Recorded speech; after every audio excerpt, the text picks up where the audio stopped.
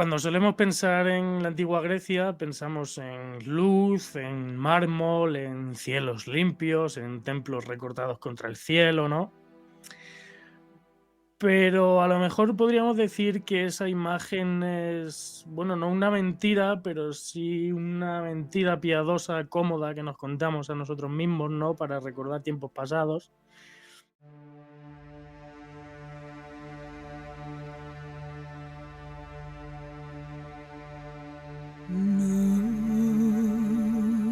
Bienvenidos amigos de Historia. Hoy para celebrar esta entrada al nuevo año me he traído a uno de mis mejores amigos, a una persona encantadora a la que agradezco conocer y que he conocido gracias a esto de la divulgación histórica. Te he traído aquí a mi amigo Historia con J, bienvenido. Bien hallado. Buenas noches, Johnny. Es un placer estar aquí contigo y sobre todo es un placer que me tengas en tan alta estima. Ya sabes que es mutuo, tío. Así es. Y qué mejor manera de reencontrarnos virtualmente que hablando de historia, que es lo que nos une, ¿no? Y además de un tema que a mí particularmente me encanta y quizás es algo diferente a lo que suelo tratar en el canal, ¿no? Que son los desastres naturales que han afectado a diversas civilizaciones a lo largo de la historia. En este caso, como no podría ser de otra manera, vamos a hablar de la antigua Grecia, porque aquí mi amigo es un experto. Así que yo creo que hoy traemos un especial bastante especial, nunca mejor dicho. Yo creo que es algo un poco distinto, ¿no? A lo que solemos hacer. Y bueno, no sé, innovador, a lo mejor me Sí, sí, gustaría sí. pensar. Pues vamos al lío, vamos a empezar, así que siéntete como en casa, mi querido Jota, y adelante. Bueno, pues si quieres entramos en materia así directamente. Sí. Vale. Bueno, pues a ver, normalmente cuando solemos pensar en la antigua Grecia, pensamos en luz, en mármol, en cielos limpios, en templos recortados contra el cielo, ¿no? Pero a lo mejor podríamos decir que esa imagen es, bueno, no una mentira, pero sí una mentira piadosa, cómoda que nos contamos a nosotros mismos, ¿no? Para recordar tiempos pasados. Porque bueno, la Grecia real, la que vivieron los habitantes reales, era hermosa, sí, era un mundo muy bonito, pero también era un mundo profundamente inestable.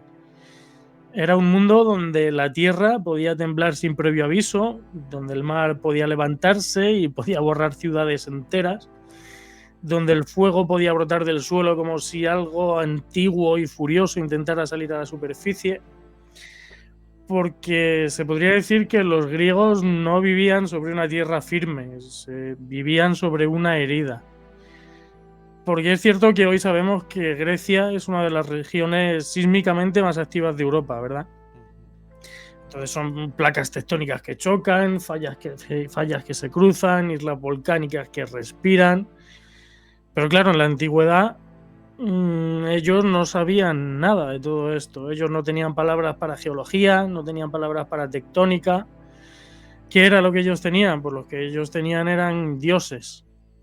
Entonces, cuando el mundo se rompía, el único motivo que ellos tenían era porque alguien en algún lugar del Olimpo pues, había decidido castigarlos. Porque para los griegos la naturaleza no era neutral. Para los griegos la naturaleza tenía su propia voluntad, tenía su propia memoria y sobre todo para los griegos la naturaleza tenía ira. Para nosotros, por ejemplo, Poseidón es el dios del mar, pero para ellos no era solo el dios del mar. Ese Poseidón que nosotros tenemos con su tridente y sus olas, para ellos era bastante distinto. Para ellos era un ente temible, ¿no? Porque era el sacudidor de la tierra, lo llamaban, porque era el que hacía temblar los cimientos, el que abría las grietas en el suelo. Cada terremoto era un golpe del tridente de Poseidón, una advertencia. Era un recordatorio de que el mundo no pertenecía a los hombres, que el mundo tenía unos dueños más altivos, que eran los dioses, ¿no? Fíjate que extraño, ¿no? Que de primeras uno Poseidón, eso lo relaciona con el mar, pero esa naturaleza sísmica que tiene como decías tú, el sacudidor de la tierra, Sí, claro, es muy llamativo cuando estudias el tema, ¿no? En darte cuenta de esa naturaleza que tenía Poseidón. claro, es curioso porque nosotros, como simples mortales, ¿no? A lo mejor tenemos la conciencia de que, bueno, Zeus era el dios de dioses, Poseidón el dios del mar, Ares el dios de la guerra, pero esto va mucho más allá, no solo tenían esa propia función, sino que luego tenían subfunciones, por así decirlo, ¿no? Se podría decir que eran todavía mucho más poderosos de lo que nosotros llegamos a concebir. Me encantó eso de que decías de que ¿cómo ¿me lo puedes recordar lo de es una herida en la tierra? Sí, que no vivían sobre tierra firme, sino que la Grecia de aquel, bueno, y de ahora se podría decir que es una herida en la tierra. Es muy poético, ¿eh? Si me ha salido la vena. Sí, sí, te ha salido ahí la inspiración. A ver, recordemos también que los terremotos a día de hoy en Grecia tampoco son raros, ¿no? No. En aquella época tampoco eran ni raros ni excepcionales, eran parte de la vida cotidiana, porque, bueno, sabemos que ciudades enteras crecieron, prosperaron y se reconstruyeron una y otra vez sobre las ruinas provocadas por esas sacudidas invisibles, ¿no? Sí. Tenemos ejemplos como Atenas, Corinto, Delfos, que no son ciudades precisamente pequeñas y todas temblaron, todas cayeron y todas aprendieron que nada era eterno. Ujú. Sí que es verdad que hubo momentos en la Grecia antigua en los que el castigo parecía absoluto, ¿no? Ese castigo de los dioses que estamos hablando. Por ejemplo, en Esparta, en el año 464, antes de la era común, ¿no? La llamada ciudad del orden, de la disciplina, del control, pues en este año, en el 464, fue sacudida por un terremoto devastador y murieron miles de personas, edificios enteros se cayeron, los cuerpos quedaron atrapados bajo la piedra. Esto para los espartanos no fue solo una tragedia, fue una humillación. Ujú. Porque ¿cómo podía la ciudad más fuerte de Grecia ser aplastada sin que hubiese un enemigo invisible? ¿No? Pero es que además, como si el terremoto no hubiese sido suficiente, el desastre se podría decir que abrió las puertas al caos. Pues los ilotas, los esclavos, encima se rebelaron. El orden perfecto que tenían los espartanos se resquebrajó. Piensa que en un solo instante de furia, la tierra había puesto en peligro todo el sistema social espartano. Y claro, ellos en ese momento lo tenían claro, ¿no? Habían sido juzgados. Algún ente o alguien los había condenado. Pero tú fíjate que, bueno, esto da para otro episodio, ¿no?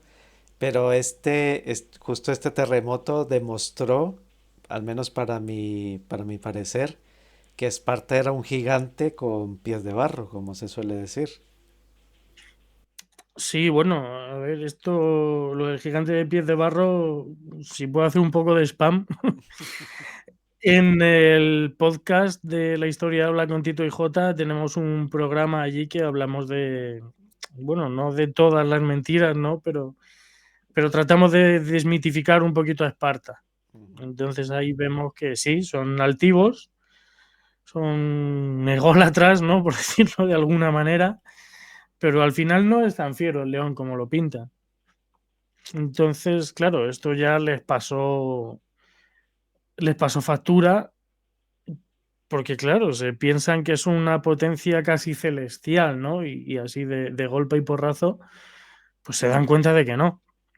Y aparte que esta tragedia se puede decir que fue el principio del fin de la propia Esparta, ¿no? Sí, a ver, ya hablamos de una Esparta que no es efectivamente la gran potencia que fue en su día. Y sí, aquí ya bueno, estamos en el siglo V todavía. Entonces, aquí en el 464, si no me equivoco, acaba de terminar la Segunda Guerra Médica, también no hacía mucho. Y si las fechas no me bailan, la Guerra del Peloponeso creo que todavía no había empezado. Ahora No, mismo, sí, de memoria ahora mismo no lo sí, recuerdo, sí, creo que es así. Pero bueno, pero estoy casi seguro de que no había empezado todavía. Entonces, bueno, estamos hablando de una Esparta que, aunque quizás no es su edad dorada, pero a ver, todavía son poderosos. sí, claro. Son poderosos. A ver, teniendo en cuenta que Bueno, claro, es que si nos ponemos a hablar de la guerra del Peloponeso nos puede dar aquí para otro No programa, ¿no? terminamos. Pero bueno, solo hacer el pequeño inciso de que, bueno, yo siempre he pensado que si no hubiese sido por la muerte de Pericles y por el oro persa en favor de Esparta, otro gallo hubiese cantado en la guerra del Peloponeso, ¿no? Entonces a lo mejor sí que estamos viendo una Esparta que ya empieza a lo mejor a entrar en el crepúsculo, Sí, ¿no? A ver, sigue siendo una ciudad altísimamente poderosa, pero como decimos, pues a lo mejor ya no es su etapa dorada. sí. Y fíjate, ya que hablas de los persas y ya nos estamos ahí desviando, pero lo quería comentar, que qué listos fueron después de las guerras médicas que fueron un fiasco para ellos, Sí. pero qué listos cómo empezaron ahí a meter cizaña entre las polis griegas, ¿no? Para romper esa unión que se había creado y al final alejar a los griegos de Asia Menor, ¿no? Sí, efectivamente, porque por ejemplo el tema de las guerras del Peloponeso, todo fue porque Atenas se estaba haciendo demasiado poderosa y Esparta le tenía miedo porque iba a dejar de ser la dueña de Grecia, ¿no? Pero de todos modos, yo siempre he pensado, y aquí el amigo Adri Castor está de sobra que está de acuerdo conmigo, que las guerras médicas en realidad la ha ganado Persia. Porque en realidad el objetivo de Persia era vengarse quemando la ciudad de Atenas y lo hicieron dos veces. Cierto. Entonces, esa retirada persa, después, a ver si en Salamina es cierto que lo vapulearon, pero yo pienso que si Persia hubiese querido, hubiese vuelto ¿Tú y lo hubiese crees? destruido. Sí, yo creo que sí, estoy más que convencido. Yo creo que sí, pero yo creo que se dieron Tenían contento capacidad como para hacerlo, desde luego. totalmente, totalmente. A ver, sí que es verdad que luego el cuñado, no sé qué me pasa hoy con los nombres y las fechas, pero el cuñado de Jerjes, cuando fue derrotado lo diré, no lo voy a decir, no me va a salir la llanura, el nombre de la llanura. Platea. No, Platea no, esa fue la primera. No, me saldrá luego cuando no venga a cuento, seguro. Bueno, cuando fue derrotado ya, que se derrotaron allí las últimas fuerzas persas, Sí, yo creo que sí, a ver, sí que es verdad que se les debilitó bastante, ¿no? Pero estamos hablando de Persia, que no era un imperio precisamente pequeño. Entonces yo pienso, estoy convencidísimo de que si hubiesen querido, hubiesen vuelto y hubiesen terminado el trabajo, por así decirlo. y entonces para ti, ¿cuál fue la razón de para que los persas no volvieran? Que se dieron por contentos con quemar Atenas. O sea que para ellos fue ya, eso fue el punto culminante y se dieron por Sí, satisfechos. sí, yo para mí sí. A ver, sí que es verdad que, claro, también se tuvieron que dar cuenta de que los griegos quizá eran más poderosos de lo que ellos pensaban, ¿no? Que aparte de ser simples granjeros, los tenían bien puestos. Estaba buscando una forma más suave de decirlo. Pero entonces, las dos cosas yo creo que influyen bastante, que se dieran por contentos con quemar Atenas dos veces y luego decir, joder, que a lo mejor no nos va a salir tan barato tan barata la invasión al continente griego, ¿no? Porque se defienden con uñas y dientes. Y que si no recuerdo mal, estaban en Macedonia y en Tracia, ¿no? Sí, claro, estaban totalmente expandidos. Es que fíjate, es que te pones a pensar, Que es verdad, fue un fiasco lo de las guerras médicas, pero es que llegaron hasta Macedonia, ¿eh? Claro que Sí. yo entiendo que no fue una satrapía, ¿no? Como las de Asia Menor. No lo sé, yo creo que Macedonia sí que llegó a ser una satrapía, ¿eh? Bueno, yo eso no lo recuerdo, pero sí que recuerdo eso, que estaban en Macedonia, en Tracia, Mm. e incluso Tebas, que después, Sí, uniendo a lo de Esparta, que después sería potencia, Tebas estaba de parte de los persas. efectivamente. De hecho, en las Termópilas solo fueron a luchar 600 tebanos, no fueron Fíjate. más, fueron los 600 tebanos que estaban todavía resistiendo al invasor, como Asterix y Obelix, me ha Sí. quedado. Hostia, y ya que comentas eso, no sé si fue ahí en las Termópilas o en la otra batalla que se nos fue a ambos el nombre. Habían también hoplitas de Micenas, que me Sí, pareció loquísimo, ¿eh?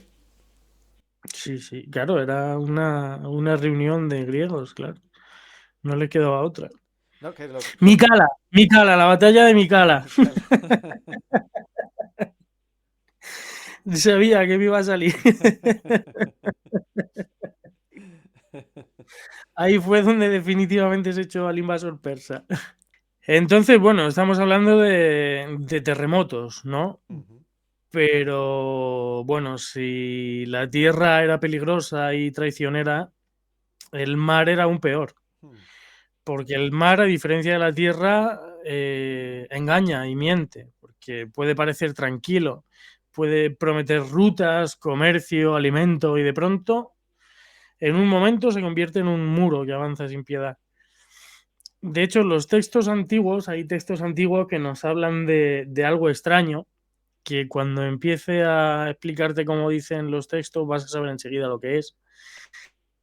Esos textos nos hablan de cómo el mar a veces se retiraba, Hmm. dejaba los puertos secos, dejaba a los peces agonizando en la arena y la gente salía a curiosear sin saber que ese silencio era la antesala de la muerte, porque luego el mar regresaba Hmm. y cuando lo hacía, pues venía como una bestia desatada.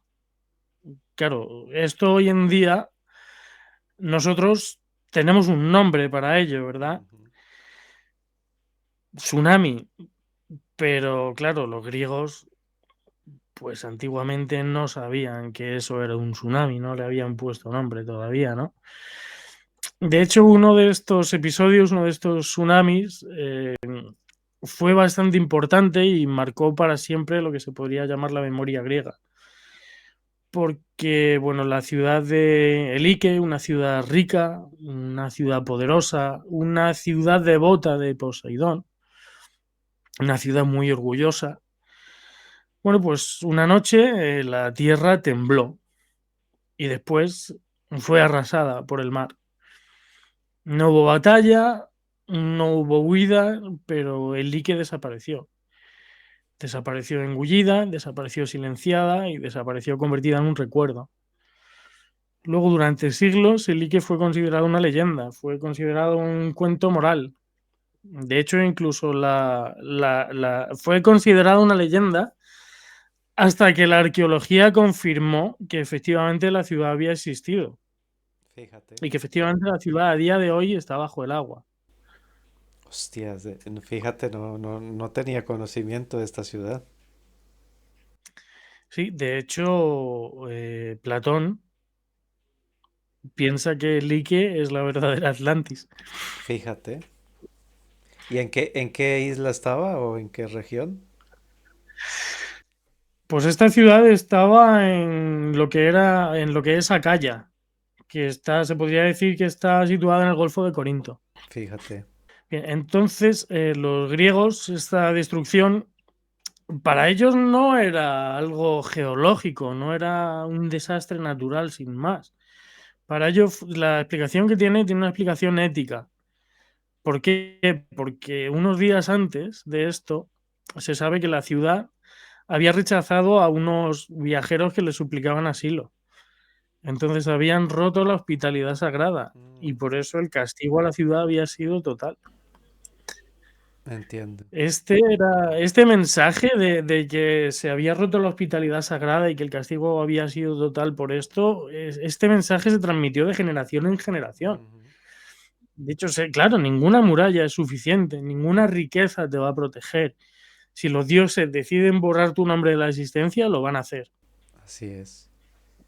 Y más en una civilización también tan profundamente religiosa, ¿no? Como en general eran las civilizaciones antiguas. Y efectivamente. Sí, porque además eran muy inteligentes, pero eran muy religiosos. Ujú, Entonces, claro, todo esto, pues, ¿por qué nos pasa todo esto? Porque nos castigan los dioses, algo hemos hecho mal. ujú. También es casualidad, macho, que pulsas de tu ciudad a unos viajeros y después la ciudad se te va a tomar por culo. Joder, ¿por qué vas a pensar? Qué mala suerte. Yo también lo pensaría, ¿no? En cierto modo, pero dices, hostia. Que también te digo, en la antigua Grecia eso no era difícil, porque vamos, los griegos No, no, no no era eran raro. precisamente hermanos en esa época. No, y siempre hemos dicho que Grecia la destruyeron los griegos, Sí. ¿no?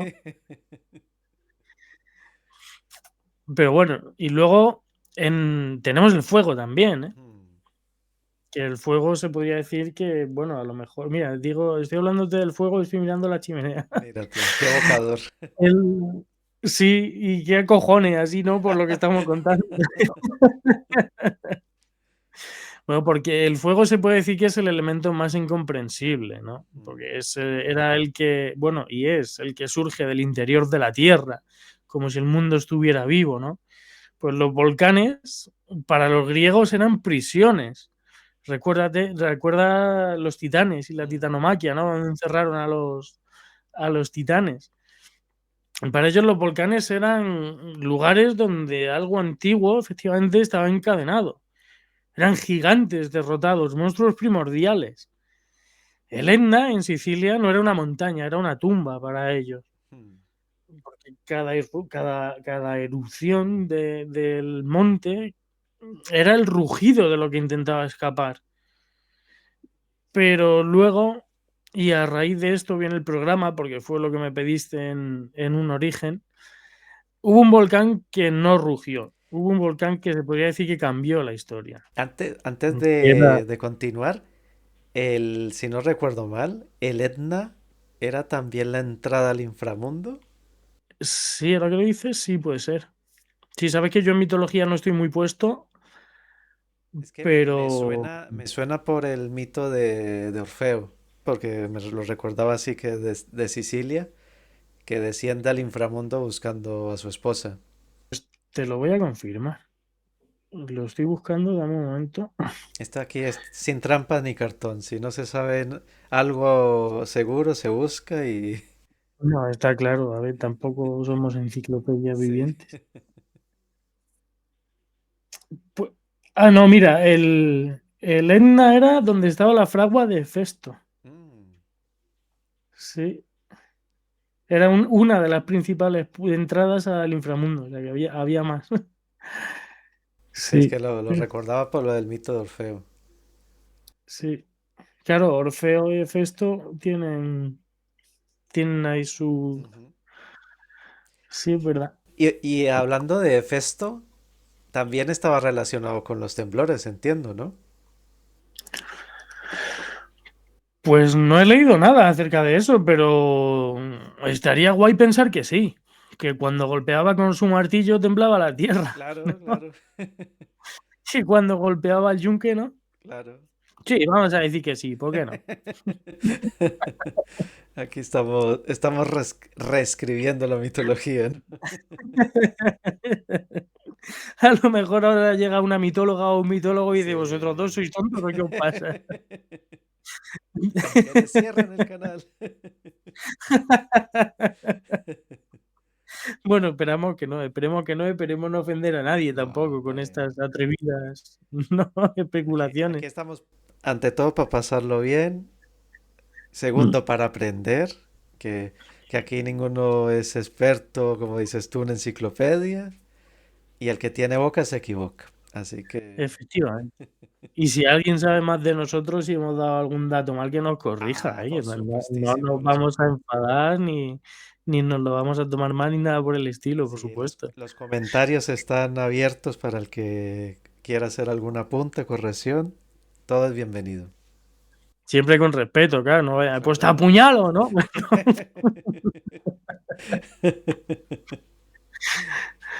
Bueno, ¿y cuál es el siguiente que decías que por el que estamos aquí, básicamente, ¿no? Pues el volcán Cera, de la isla de Cera. Fíjate. Hoy es una isla que, bueno, la conocemos como Santorini, Ujú. que se podría decir que es una isla pues, casi real, ¿no? De la hermosura que tiene esa isla. Sí. Pero hace más de 3.500 años, Cera o Santorini, como lo queráis llamar, bueno, pues fue el escenario de uno de los mayores cataclismos que ha vivido el ser humano. Pues Ujú. no fue una erupción cualquiera, no fue una explosión cualquiera. Se denomina en libros de historia antigua como una ruptura del mundo. Hmm. De hecho, durante un tiempo la Tierra avisaba, la Tierra daba señales, terremotos, grietas, inestabilidad. En la ciudad de Akrotiri, por ejemplo, era una urbe avanzada, tenía casas de varios pisos, frescos en las paredes. Bueno, pues allí hubo algo, no se sabe qué, que hizo que la gente huyera. Porque allí, de hecho, no se han encontrado cuerpos. Ujú. Es como si la isla hubiese dado un último aviso y allí la gente sí lo escuchase. Fíjate que Pues ya te digo, allí era no. tan avanzada esa ciudad que tenían hasta alcantarillado. Fíjate, O sea, algo que en Europa no hubo hasta bien entrada, vamos, hasta mm, hace poco, como quien dice. sí, sí, bueno, los romanos fueron los que impulsaron el alcantarillado. Sí, pero fíjate, estamos hablando de 3500 años, todo lo que Sí, faltaba para el Imperio Romano. sí, sí, totalmente, totalmente. Es que fíjate, yo hace mucho tiempo lo leí que si no hubiera pasado esta erupción de Tera, o de Tera, ¿cómo pronuncias tú, perdón? Al ser una T y una H lo estoy pronunciando cera, no Cera. sé si estará. Bueno, ah, si no hubiera pasado esta erupción, para la época de Jesucristo se hubiera inventado la televisión. Es una Sí, exageración completa, total, pero eso se lo escuché totalmente. hace mucho tiempo y se me quedó grabados. Sí, es verdad. A Jesucristo le hubiesen electrocutado en vez de clavar en la cruz. Sí, sí, es verdad. Sí, Claro, es que aquí se perdió una brutalidad, tío. bueno, estamos hablando de que esta era la área de la civilización minoica, Correcto. que es mucho anterior de la Grecia clásica, por supuesto, anterior a los micénicos Ujú. y que tenía como me encantó que hace poco en un especial con Adrián, que lo dijo muy correctamente, la talasocracia, que era el dominio del mar que tenía esta gente que le hacía tener redes comerciales con Egipto, con Asia Menor, con las Cícladas, que también es otra Mm, zona que es muy, que ahí también surgió una civilización, la de las Cicládicas, que es muy sí. especial, ¿no? Sí, podemos hablar de ello otro día, si tú Sí, quieres, de sí, por todo. supuesto. Pero lo de Tera fue tremendo. Esto fue el principio del fin también para los minoicos. Así como ese terremoto para Esparta fue el comienzo, pues algo parecido pasó con los minoicos. Sí, totalmente, porque tú ten en cuenta que la isla literalmente estalló. Sí. De hecho, fue una columna de cenizas, se elevó decenas y decenas de Ujú. kilómetros hacia el cielo y en pleno día se convirtió en noche, o sea, como cuando los dinosaurios, más o menos. Si no recuerdo mal, la explosión tuvo una potencia de 4 veces lo de la bomba atómica de Hiroshima. Pues ya ves, ahí en nada, macho. Y eso que comentabas al principio de la otra isla, de la otra ciudad griega, perdón, que el mar se fue retirando.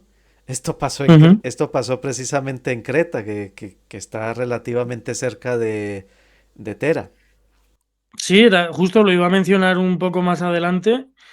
Efectivamente, en ese momento Creta era el corazón de la civilización minoica, como tú has dicho, era una civilización muy poderosa, comerciantes, navegantes, dueños del mar, efectivamente.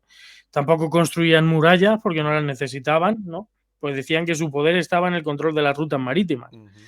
Y precisamente eso fue el desastre letal, porque aquí en este caso los puertos quedaron totalmente destruidos, Exacto. las flotas totalmente aniquiladas, las cosechas totalmente arruinadas por la ceniza.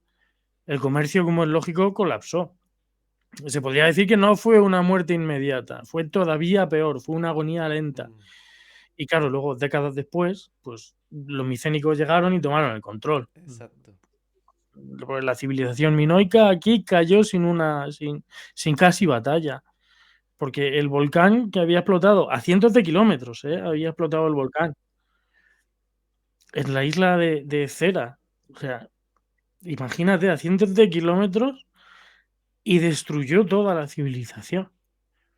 Este volcán reordenó el poder completo del Mediterráneo.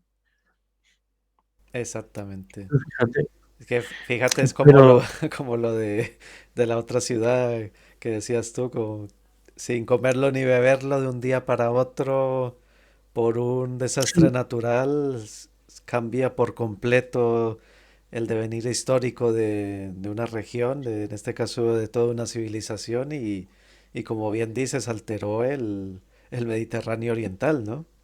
efectivamente, totalmente. Pero es que la cosa no terminó ahí, ¿eh? Porque, claro, la erupción alteró el clima, Mm, pero provocó años de malas cosechas, provocó frío, provocó hambruna y provocó crisis en sitios que ni siquiera llegaron a ver el volcán. ujú. O sea, por ejemplo, Egipto, el Levante, todo el mundo conocido en ese momento se volvió más frágil Sí, por la explosión de este volcán. O sea, que como hemos dicho antes, es que no solo entró en erupción, cambió la historia del Mediterráneo. exacto. Y ya que hablas de Egipto, se cree que esto fue a partir de esto, de los efectos de esta erupción, es de donde surgió la historia de las 7 plagas de Egipto. Mm, Por lo de, hubo varios días que obviamente no se vio el sol por las cenizas que estaban suspendidas en el aire, ¿no? Y que hubo sí, también lluvia radioactiva gracias a eso. Entonces, a partir de todo eso, fue que de ese acontecimiento fue que surgieron lo de las plagas de Egipto. y claro, es que fue como cuando cayó el meteorito que inició la glaciación. Ujú. Igual, o sea, te cubre el cielo, te cubre el sol, y es que si no hay sol te afecta en todo, Claro, efectivamente, es que claro. es todo, todo. Bueno, de hecho, con el tiempo, este recuerdo, este relato, este suceso, pues se fue transformando, ¿no? Se convirtió casi en leyenda y lo acabaron tomando como una advertencia. De hecho, ya lo hemos mencionado antes, ¿no? Que Platón hablaba de una civilización rica y avanzada que fue castigada por los dioses y hundida bajo el mar en una sola noche, Ujú. como bueno, lo llamó la Atlántida. Y esto, bueno, pues no se tomó como un recuerdo fiel, ¿no? Algo casi mitológico, ¿no? Se tomó como una enseñanza, porque los griegos hacían esto, ¿no? Convertir el miedo en historia y la historia en lección. Sí. Entonces, estos desastres de los que hemos hablado, hubo muchísimos más, pero he considerado que estos a lo mejor eran los más importantes, los que más cambiaron el Mediterráneo, ¿no? Sí, sí, sí. Porque no solo destruyeron las ciudades, estos desastres en concreto moldearon la mente griega. Los obligaron a preguntarse por el orden en el mundo, les obligaron a preguntarse por el equilibrio, les obligaron a preguntarse por los límites que tenía la Tierra. Y bueno, poco a poco, pues empezaron a pensar, ¿no? ¿Y si no son los dioses? ¿Y si la naturaleza tiene leyes propias? Claro, entonces de todo esto nació la filosofía, Mm, ¿no? De este terror se podría decir que nació la ciencia. Porque los griegos no buscaban entender el mundo porque vivieran seguros, no buscaban entender el mundo por curiosidad, ¿no? Y querían entender el mundo por necesidad, ujú. porque vivían al borde del abismo, porque sabían que todo podía acabarse en una noche de temblor, en una ola demasiado grande, en un cielo que se oscurece sin explicación. Hostia, pues, es muy Entonces, claro, interesante lo que estás comentando, ¿no? Es un punto de vista que no, al menos yo no lo tenía en cuenta, ¿eh? claro, es que hay que entenderlo todo, ¿no? Hay que mirarlo con ese prisma que los griegos no solo eran guerras, no Mm, solo era arte, joder, son los padres de la ciencia sí. en algún modo, ¿no? Precisamente por esto, por la necesidad que surge, por esta necesidad de decir, es que estamos totalmente expuestos. Es que no pueden ser solo los dioses, en el mundo tiene que haber algo más que sea peligroso también, porque ¿por qué pasa todo esto? Pues claro, y me parece muy bonito llegar al hilo, a esta conclusión de que es de ahí de donde nace la filosofía, ¿no? Pues sí. A mí lo que me llama la atención que fíjate, estamos hablando de muchos siglos antes de la Grecia clásica, pero a pesar de Sí. todo no, no se perdió este conocimiento de esas catástrofes, sino que se Mm. fue de manera oral, se fue transmitiendo de generación en generación hasta que se pudo plasmar por escrito. Sí, porque ya te digo, se fue transmitiendo como mitos, pero luego la arqueología, gracias a la arqueología sabemos muchísimas cosas de las que sabemos, Sí. pues se han llegado a confirmar, ¿no? La existencia de estas ciudades y la existencia de esos tsunamis, de esos terremotos, de esos volcanes. Bueno, y que se ha venido a confirmar, como bien dices, muchos mitos, que se pensaba de Mm. eso, que eran fantasía. Claro. Ahí está Troya, que gracias a este Mm. alemán loco que se... Sí. ¿cómo? Henrik Schliedemann, ¿no? No lo sé, no sé el nombre. Bueno, pues la historia de este hombre es preciosa porque desde muy joven se aficionó a leer, a leer los mitos griegos y en especial con Troya fue por su Mm. perseverancia que el tío Sí. se plantó allí, empezó él solo a picar la tierra hasta que dio con Troya. De hecho, no sé dónde lo leí hace muchísimos años, estaba yo en el instituto todavía, que la pasión a este hombre le venía gracias a su abuelo y que a lo mejor un día estaban leyendo la Odisea o la Ilíada, ¿no? Y le dijo a su abuelo, ¿sabes qué? Voy a encontrar yo la ciudad de Troya. Mm. Fíjate.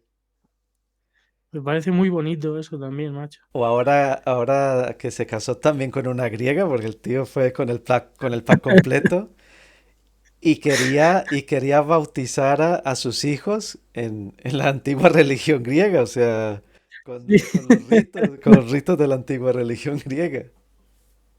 Bueno, a día de hoy sigue habiendo cultos, ¿eh? Sí, sí, sí. Habiendo, no sé si llamarles asociaciones, no sé cuál es el término adecuado, que siguen rindiendo culto a los antiguos dioses y a las antiguas creencias. Pues a ver, ya que estamos hablando de eso, homos religiosos, aunque en este caso es romano, de alguna manera también hace sus ritos. Sí, cierto. O sea que Sí, Mos pues Religiosos igual voy a de. dejar enlace en la descripción. Entonces, bueno, si quieres para acabar, pues podemos terminar así con un par de reflexiones, ¿no? Por Para darle supuesto. un tono un poco más de luz, ¿no? No todo tan oscuro como ha parecido hoy. Nada, simplemente me gustaría decir que bueno, que aún así, aun teniendo en cuenta todos estos desastres, los griegos construyeron, los griegos pensaron, los griegos amaron la belleza como nadie.